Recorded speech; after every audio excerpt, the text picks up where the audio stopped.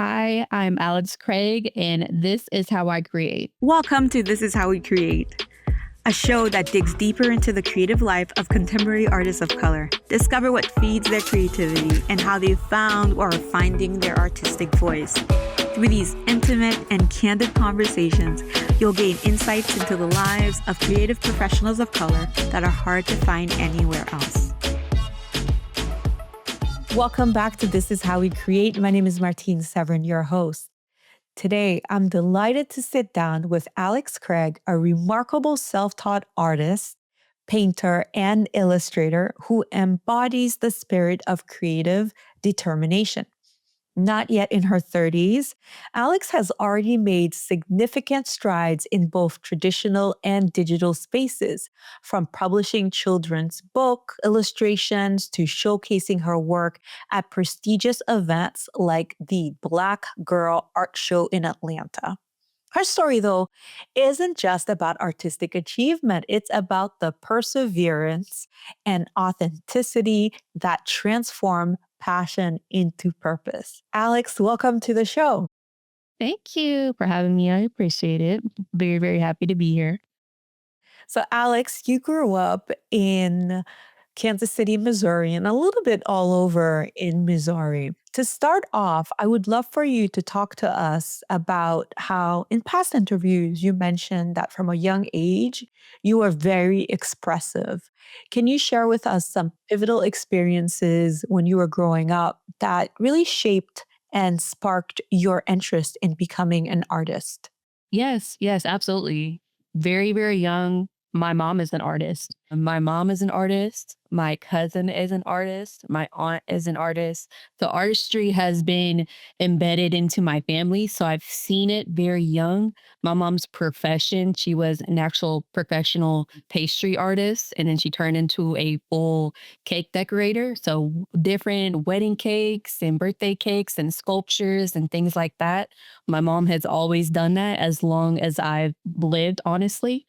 And my very first experience, it wasn't even necessarily her doing a lot of cake decorating, but my very first memory that I can really think as far back on is that she actually did this big mural. She worked at this cafe. We lived in a really small town, and the cafe owner knew that she was creative as well. And she was able to spray paint this very large mural on the side of the building. And in that mural, it was a mural of like a train, if I'm believing it correctly. And in the train, it had smoke clouds, and she put the faces of me and my two brothers in the clouds of the smoke. So it was kind of like a small, like Easter egg for me and my family. So every time we drive by, we would see our little faces in the clouds of the smoke kind of fitted in there. And so that's always been like something I've just really loved. Even around that same age, I won my very first art contest. I was in first grade, and they had us do like, it was like a sketch of like a well-known building, like architecture downtown, and I actually won that. And I was in first grade. They took my picture, put it in the newspaper. So I was like, really excited about that. My mom kept and saved that clipping. I still have it today of me being young, holding my little artistic certificate of me winning that contest. So it's been embedded in me for as far back as I can remember. And still to this day, my mom still is a professional cake decorator. So it's still something I see frequently in my life of, a lot of my family is already well versed in the artistic world. So it's been easy for me to get that type of support and inspiration. When did you start your clothing line? Yes, I was a freshman in college actually. And it was very, very briefly. It was really just more on my college campus, to be quite honest. They would showcase a lot of creatives on our campus. And I was painting, I went to a HBCU, and there were a lot of fraternities and sororities.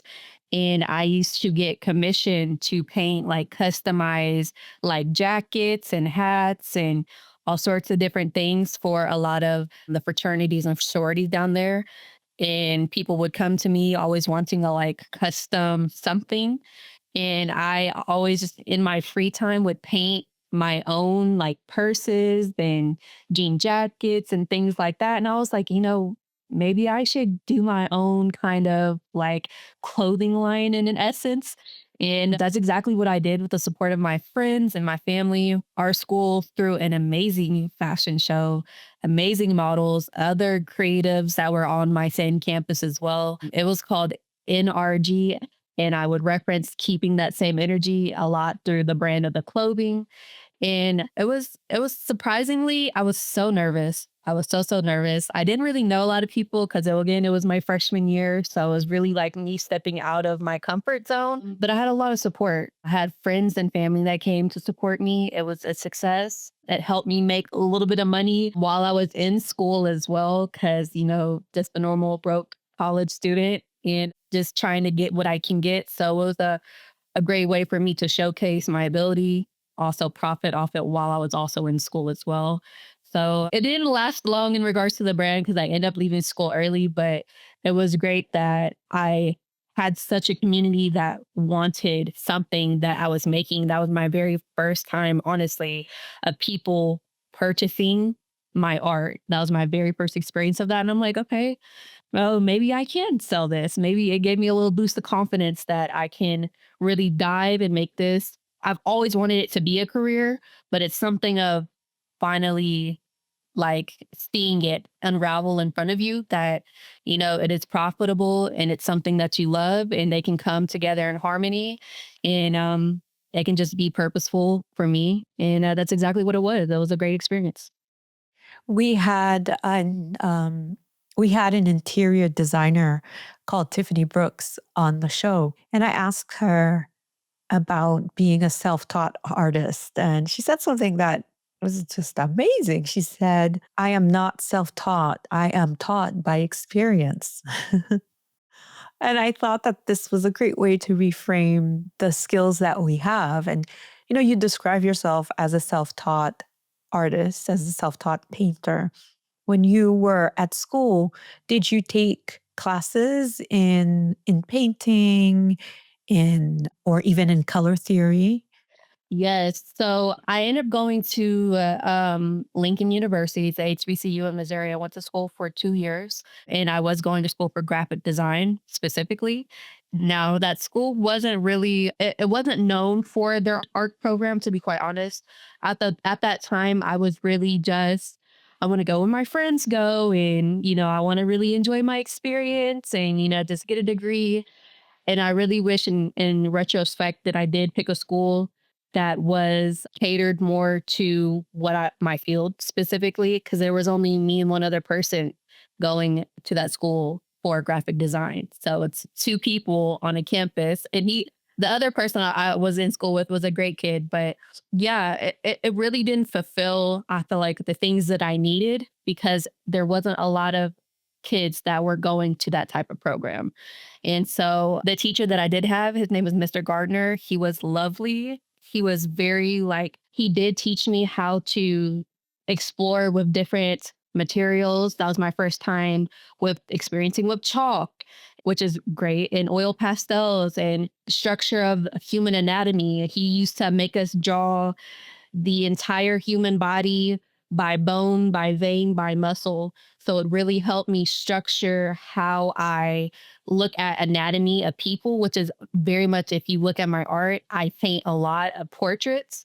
And so that is one of the biggest things I took from that school.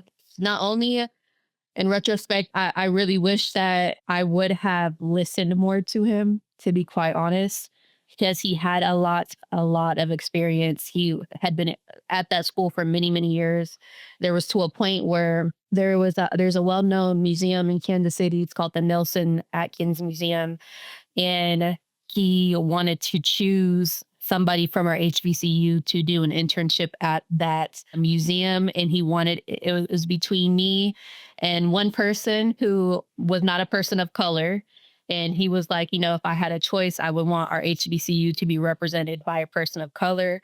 And me being, only one of many art students there, I should have really optimize on that opportunity, but I was too focused on hustle and bustle of the college life and doing things that, an average college student partying a lot. I wasn't really like stepping fully into what I could be.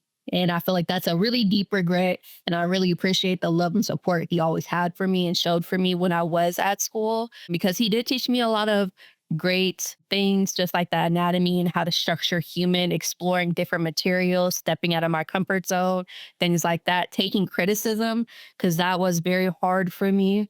Being an artist is being criticized. You're doing a portrait and your teacher comes up with a Sharpie and Sharpies all over your portrait. And it's like, these things need to be fixed. And you have to accept that because you're like, this is for the greater good.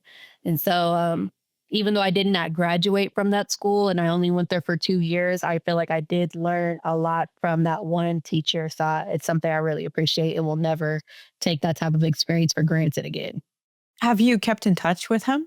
I haven't. I have not kept in touch, to be quite honest. I'm not sure if he's still at the university. I did not keep in touch once I left that school. It was really kind of like thrown into adult life and working a regular 9 to 5 again and things like that. So I unfortunately haven't kept in touch, but I hope he's doing well.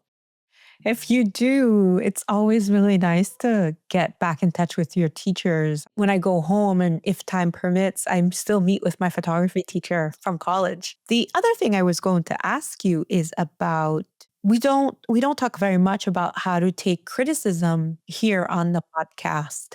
Can you tell me a little bit about some of the lessons that you learned in terms of being able to hear feedback, take it in, and decide how to implement it or not in the future or in your work? Yeah, I used to do sculpting as well. So alongside painting, I used to sculpt. And when I was in high school, my senior year, I used to sculpt people, of course. And our art teacher would take our projects, sit them in the front of our class, and have the entire class critique. They have to pick something out bad about it, and they or something that could be worked on necessarily. And you have to sit there and kind of put your ego aside and listen to be better. And that was really such a foreign experience for me because I'm used to people, oh, you're great. Oh, your painting's wonderful. Like it's usually a lot of things like that, which I don't take for granted. I love those compliments as well. But getting your first dose of criticism when I was younger, I feel like, I wasn't really like, forget what they're talking about. I like, how my eyelid is made on this painting or something crazy like that. I really didn't feel like I took it serious. And once I started becoming on social media, the mega platform for unsolicited opinions, I really kind of felt like it's still kind of something I dance with still today, because definitely being criticized on social media, there's a fine line of, you know what, maybe the shading on this could be a little bit stronger, but I do love how you did that. And I feel like that's criticism that I take in a lot. It's more of, you know what, this could have been worked on, but this is great as well. Instead of it's just something like, oh, that's not a monochromatic painting because I see your painting's all green, but there's a dot of blue in here. So it's not monochromatic. And so I feel like it's still something I kind of struggle with when it comes to hearing a lot of opinions when it comes to my work. But I also value the opinions that are helpful and constructive when it comes to art. Because there's, one thing about feedback, but that feedback doesn't really give me anything to build off of. And so I just feel like when I do hear things that are constructive, it's like going back to the writing board or how many artists may look at like, you know what, I need fresh eyes again. So you go to sleep, come back the next day and you look and you're like, you know what, I could have made that a little bit better than I did yesterday. And it's really just coming from like a point of honestly, you have to let go of your ego and you have to be open to feedback. And if you really want to make this a career, you really want to sell, you want to be profitable, you want to really enjoy the community that surrounds you, you have to be open to hearing people. And it's still something I work on today, honestly. But the artists that I do love being in little art group chats and things like that, when I do need feedback and I bounce off of the people in my life, like my friends and my boyfriend and things like that, I'm just like, you know what? you're right. I could do that a little bit better. So it's more about alleviating your ego and more listening, kind of more listening with your heart, being more kind of less aggressive when listening to people, to be quite honest, and just kind of accepting, like, you know what, they're not saying that to be rude or mean or anything like that, but they are really, saying something worth value. So it's really just looking at the value of people's opinions sometimes. Even so, you might feel like their opinion might not be the best, but there are good people out there, and it's just worth sifting through it and pulling what you feel like you could work on, and just putting down your ego a little bit, and that's just really what it comes down to. Oh, I feel you. I feel you. It's so true. One of the things that I have found is as a photographer, I love going to a portfolio review because then you get to show people your work. And usually the people to whom you're showing your work are those who are in a position to potentially hire you in the future. And what I found to be interesting is to take in the feedback, and I will take notes and figure out which of the feedback that I'm receiving fits within a theme. Because it might be people are saying, don't be afraid to let your darks get darker. Or they might be saying, ooh, I really like this magenta tone that you use on this image because it blah, blah, blah, blah, blah, blah, blah. And when you look at what they tell you, if you're able to, or at least this is what I find helpful, if I'm able to look across and I focus on the themes, and there might be one or two themes, I will focus on the themes. I take the theme of the critique and the rest I just let go. Because I assume, like in math, how we learned about the bell curve and that I just want the middle. And Just the then middle I portion. also want, yeah, because and then I'll want some things that people will say that make me go, huh, I don't know what you're smoking, but you need to Exactly. kind of get Yeah. away from me. Yeah. The others Definitely one of like, those. oh, yeah, yeah, you have a solid point. Like you said, about the shading. And then the other one is like, oh, that's really interesting because sometimes we have a hard time seeing our own work because we're so in it. Exactly. No, I 100% agree with that. Yeah, it just really stems to, for me personally, I feel like, I don't know if it's the stubbornness, being a Capricorn or something like that, but it was always hard for me to hear critique. Definitely when it came from my mother is the biggest critique of my work, to be quite honest, because she herself is also an artist. So I'm just like, I know she's saying it good. I'm just like, Mom, I didn't ask. I didn't ask, Mom. So I always have to kind of like let her know that. But in the back of my head, she's right. The proportion was wrong on that. And it's somebody I trust as well that can give me that feedback. So it's just really like, even though I don't want to hear it, it's good for me to hear it. Builds up how I move forward on my next work of art as well. So I appreciate it. Do you redo pieces based on some of the critique you receive? I wouldn't say I redo pieces entirely. I'll really work around it, or I'll just try to correct what they're maybe referencing. I don't think I've ever, in my working of ever on any project, I've ever fully started over on anything. I'll just go ahead and nip it in the butt and correct it. I did a cover for an author named Michael Tavon. He did a poetry book called The Beauty in Behind My Darkness, and it was a portrait of him. He was floating in water.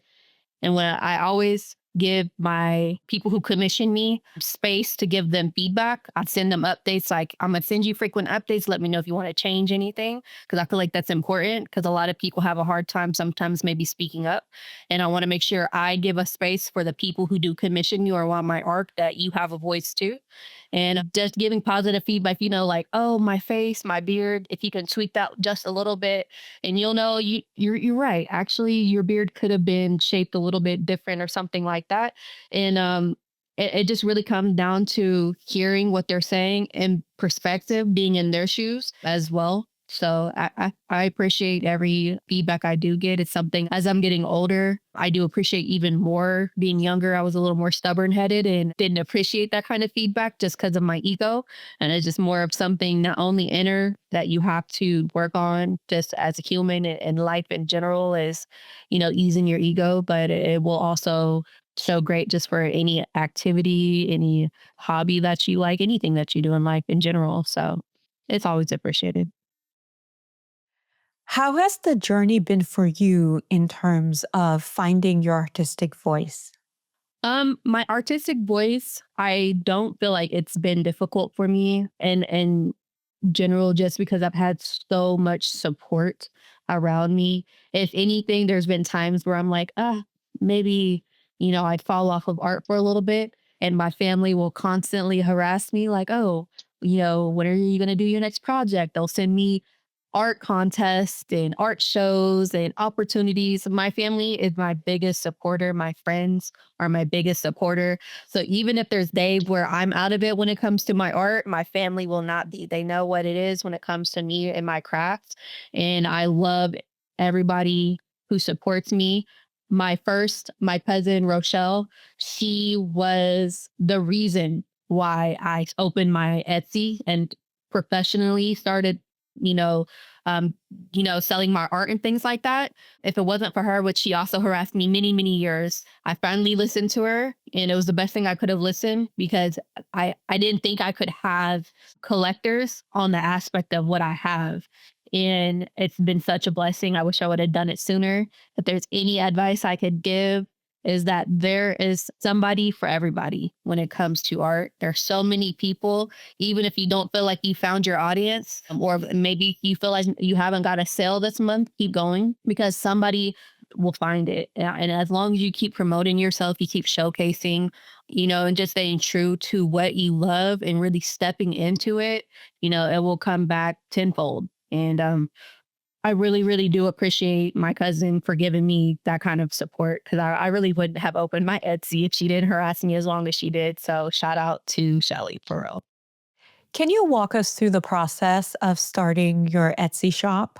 I know that for me, one of the things that I want to focus on in this season of the podcast is to talk more about how to market your work as well as how to make money from your work.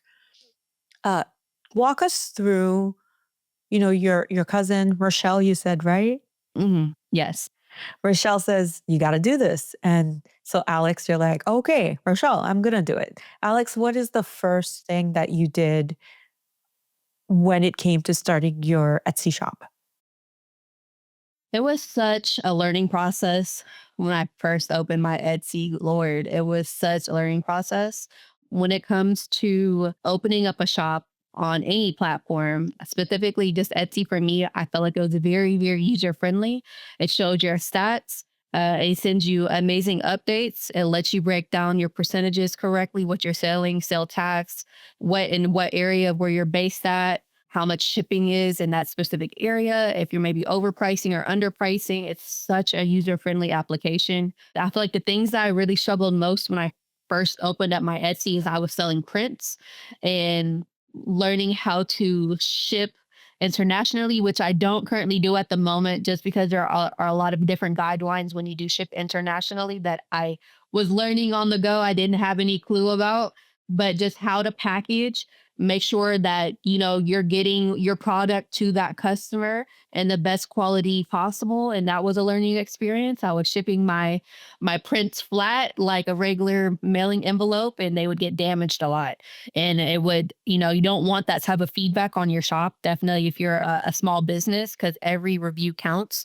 And so it was a learning process of like, oh, instead of shipping them flat, you need to roll them in a tube. Make sure that tube is sturdy. Make sure you're putting everything you need to secure that product to ship it out correctly. So I feel like that was my biggest learning curve, is how to properly package, how to properly ship. And then just overall is having to ensure that you showcase that you have a shop and make it easy to find, because you don't want people to have to search to find your business. And I make it a point to make sure I link it in everywhere that I can possibly link it to. Make sure you mention it in different conversations. Make sure you have business cards. Make sure you can put it in a QR code format. Just however technology is progressing, make sure you are progressing with it as well to showcase that business, because it's 2025 now and it's a digital era. And you want to ensure that you are hopping on that train, because if you don't, it's going to pass you by. And you have to make sure you stay true to content, you have to stay true to content. You know, there it's great to go in person and showcase your art in person as well, but those are more in-person sales. And when you're bringing traffic to an online website or an online business, you have to make sure you showcase that online business. So that's the number one rule is you have to showcase it. People don't know you have it unless you tell them you have it. So you just have to make sure you stand 10 toes on showcasing what you have going on in your life. Okay, so my next question for you is for your prints, how did you find your printer? Is it local or did you find someone online? My printer is local. So I actually did take a long time to find a printer, to be quite honest. And I just had a really difficult time trusting the online websites because I want to see and touch and I want to like see what I'm getting. And I don't want to take the chance of them shipping me prints and in the process, them shipping it to me shipping it to the customer. I didn't really care for that process. So it is locally based. It's called Print Refinery here in Louisville. And they're amazing. They make all my prints. They work with me. I print with them so much they had me on a VIP list because I just make so much work with them. And so I really like that they let you really touch and feel and you can see the quality and you can really see the vibrance of the colors. They can edit with me. They have amazing editors at their print shop as well. So they work with me if I need something changed. So it's an amazing local print shop here in Kentucky that I do work with where I make all of my prints at. And I'm very, very grateful that I did have them. I don't know what I will do if they happen to move or something or close down, but I hope they stay here a long time because they are everything I need when it comes to running my business. Do you have some tips for people who are looking for a printer? Were there some things that you found that were particularly helpful in looking for a printer?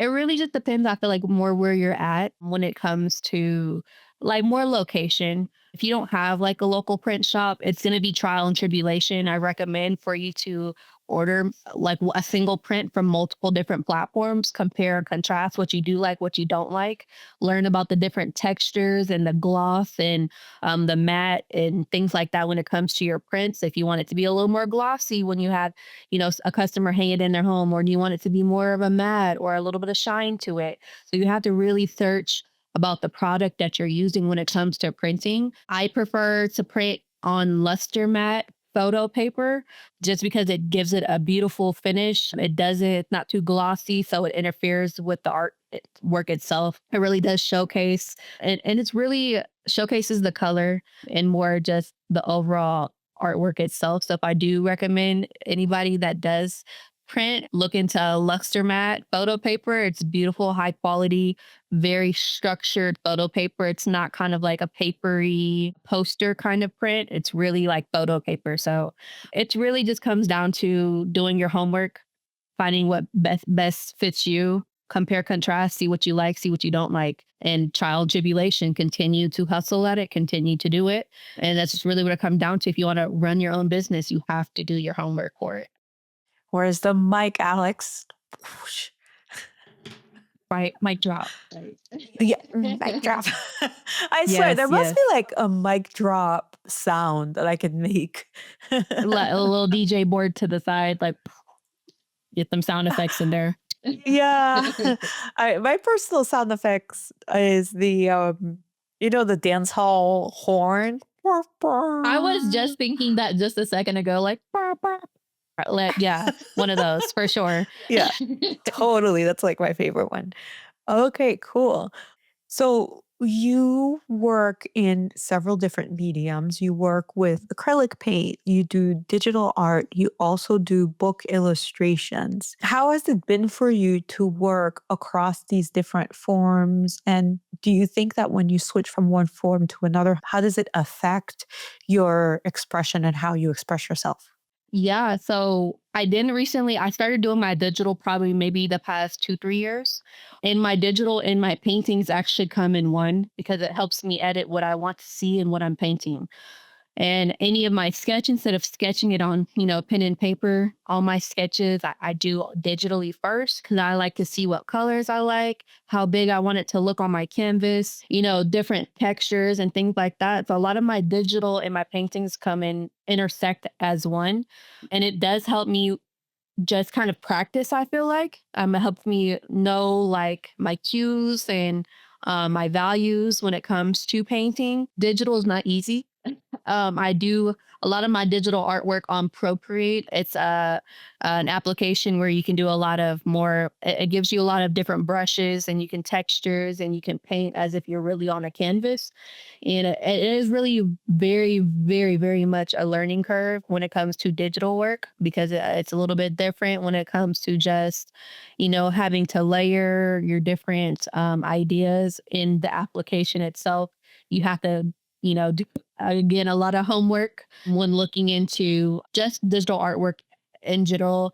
Following and looking for a community as well is huge. There's an artist, his name is Matt Delinda Arts on X, and he is a digital artist. He does a lot of portraits, and I learned a lot of my highlights and lowlights when it comes to digital artwork from him. So I really shout out to Matt.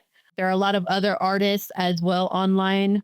There's an amazing children's book author. Her name is Dee Lachey, or I believe her name is Dee Lachey Art on X as well. And she does amazing illustrations for children books as well. So it's ensuring you find community because you really don't know how to properly use those tools. And it's great if you have community within that and they can show you how to do it. So it's a learning experience, having the time to learn, making sure that you're practicing, practicing, practicing, practicing whatever free time that you have.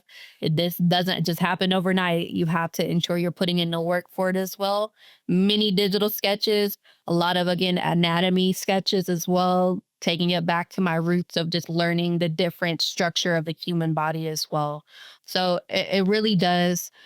I really am grateful that I took the leap into the digital art world. I didn't think I ever would, but I did want to go to school for graphic design. So I kind of felt like it was coming. But it's just really another opportunity on how I can showcase my art. Aside from digital painting and sculpting, I like jewelry. I like it all. Like I like to make anything I can really get my hands on, to be quite honest. But yeah, it was a learning curve, a lot of homework to do. And I'm still to this day learning how to use it, but I have a lot of people who trust in my artwork and my capability. So I'm blessed that people do commission me for like logos, books, covers, the music and things like that. And that helps me learn too. It helps me learn how to structure a logo. I didn't think I would ever do logos, but even then, like it's just things that you don't think people would commission you for, they do. And I love it because I'm like, I haven't done that before, but let me try. And that's the only way. You have to try. You have to try. That's it. I was going to say that there are a lot of different artists that I want to work with, and I just have to bide my time until I can afford them. That part for sure. Yeah, yeah. 100%. So there's an artist that did my logo, who designed my logo. I waited 4 years to work with this man. It's like Yes, saving money. I'm telling you, like if you like him, they will pay it. They'll wait. You know what I'm saying? They'll work with you and they'll give you feedback to make their vision come true. And it's people like you we appreciate as artists, like people who wait to commission us. We really really appreciate people just like you. So Right. thank Because you the on his worst thing behalf. is, well, the worst thing is when someone comes to you as an artist and they're like, I want you to do it and you take 30% off. I'm like, what is this? This isn't Walmart. Right? It's You things don't are go to Gucci and ask handmade. Gucci to give you 50% off. You're going to pay Gucci prices. So why would you think Yeah. I'm going to give you something different? Yeah, Have to tell that to definitely. people all the time. You pay the price.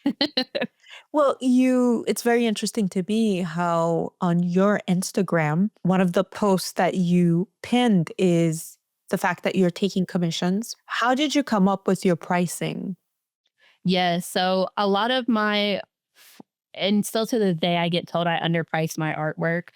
But it just felt it really makes me like my capability, how quickly I can get it done for that person.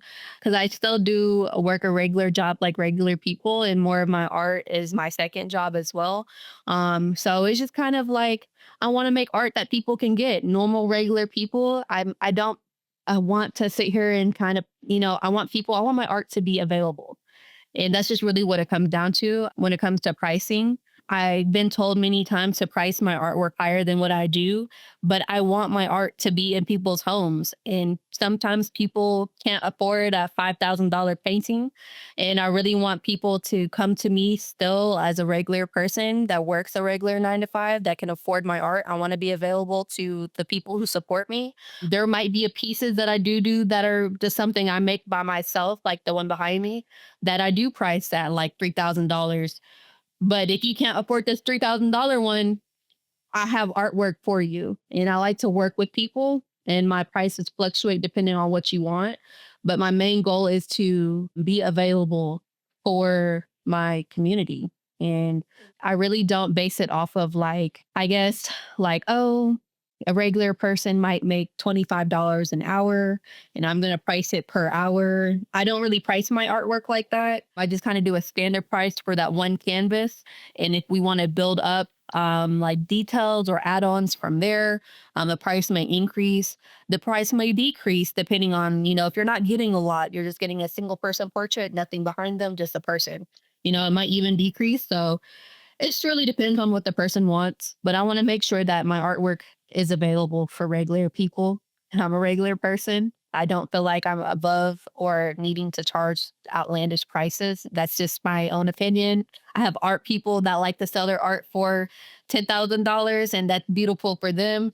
But in the space that I am in my life, I want to be available to regular people. I like painting just portraits of couples and marriage portraits that people really like. It's just things that I enjoy, and I want to be available for the masses. And maybe someday I do increase my price.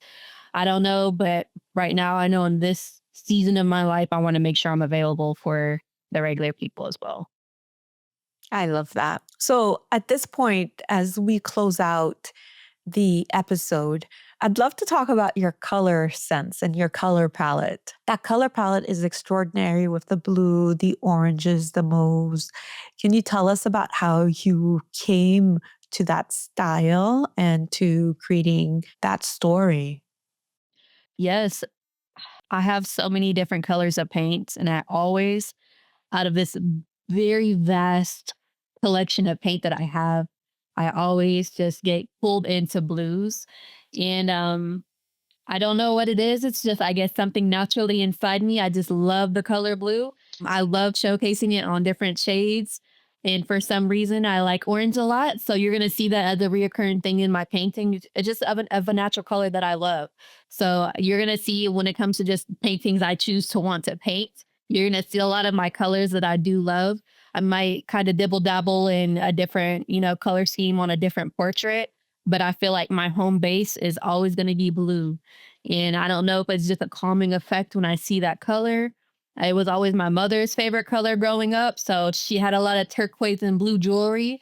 I don't know if it's just embedded in me just growing up as a child, but it's my hands down my favorite color when it comes to paints. I feel like blues are a little more quality when it comes to any other painting, just in a work aspect wise when it comes to acrylic work. But my only answer is just really my favorite color. I just love painting with blue. It's a complementary color on any aspect. I like vibrance when it comes to my artwork. I want it to, you walk past it and you stop and you're like, wow, I really love that. On any other portrait that I do paint, I think I put a pinch of blue somewhere always, even if it's not a whole lot. Even the painting behind me, you're going to see little dots of blue in there. It's just a color I love. And I like it. It's creative. It's different. I don't really see too many people paint monochromatic people when it comes to an all blue individual as well. So it just kind of slightly started coming into my thing. People love it a lot. I love it. And so just a great even kind of medium on what I love, what the people love, and what I just overall enjoy and how it makes me feel. Alex, you mentioned very briefly that you have a day job. Can I ask what you do during the day? Yes, I work in a communications call center. So, luckily, working in a call center gives me free time to still work on my digital. So, I can keep my iPad still on me while I talk to people all day as well. And it does give me, my job happens to be very flexible. So, I can leave almost any time that I really want to leave. It gives me opportunity to really invest into my physical creations when it comes to my artwork. So, as much as I still don't want to work a 9 to 5, that 9 to 5 still helps me support my craft and what I do love. And until I fully deep dive and become a full time artist, my side job or my regular job, it's pretty flexible with me. I just talk to people all day. It helps me with my communication as well, just when I overall speak to people. But yeah, it's a great job for just a regular person. But I'm always going to, in the back of my mind, know that I will be a full-time artist, a full-time creator, and that day is just gonna slowly come when it comes. Hopefully 2025 is my year to become a full-time artist. But yeah, that's what I do as my regular 9 to 5. Alex, can you tell me a little bit about what sets your heart ablaze? That's a great question. I feel like something that keeps the passion alive is just knowing that I have been blessed with such a great talent. And that talent I've been able to optimize success from as well. And it's just more having gratitude for the skill sets that God has been able to bless me with. And to make sure that I don't take that skill set for granted and to keep doing what I'm very passionate about, even when in the dark days you don't feel like, you have it and you can give it all in that time period, that God has not blessed me with this gift for no reason. And to continue, anybody who has any craft, whether it's painting or music or singing or dancing or fitness or whatever it is that you have been blessed, that is a gift that you can move your body, see your heart's beating, and just, know it's for purpose. You're here for a purpose. And you might not feel that you're getting everything that you're wanting in the moment, but you will get that one day as long as you keep trying. And that's always just kind of been in the back of my head is just keep trying, be persistent, don't give up, have determination and discipline. And yeah, that's just really what it comes down to. Just ensuring that you're blessed as an individual as long as you have that heart in your chest beating. It's a great day. So that's really what keeps me going. Well, Alex, thank you so much for coming on the show. It was really a great pleasure to talk with you. Thank you. I appreciate you inviting me in. I hope you come back for more conversations in the future. I really do appreciate it. Hi there. I have a quick favor to ask you before you go. If you're loving the show, would you mind taking a quick second to leave us a 5-star review on your favorite go-to podcast app? Here's the thing. Those reviews are like magic fairy dust. They help other creatives of color discover our show and tap into their own artistic superpowers. While you're at it, why not subscribe to our Substack newsletter, Creative Matters? Creative Matters is like a weekly dose of inspiration delivered straight to your inbox. You can find the link to subscribe in the show notes. All right, that's all that I have for you today. I can't wait to see you on the next episode. Bye.